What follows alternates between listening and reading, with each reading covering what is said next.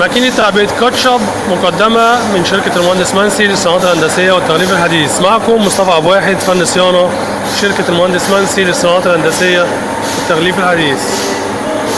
ماكينة تعبئة كاتشب في أكياس تديك من أول 30 ل 80 كيس في الدقيقة الواحدة. تقدر تعبي عليها كاتشب، تقدر تعبي عليها أي سوائل في أكياس.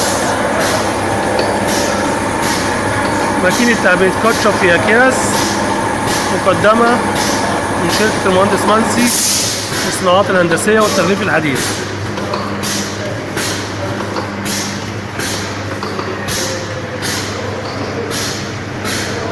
ماكينة كهرباء 220 فولت، كهرباء العادية.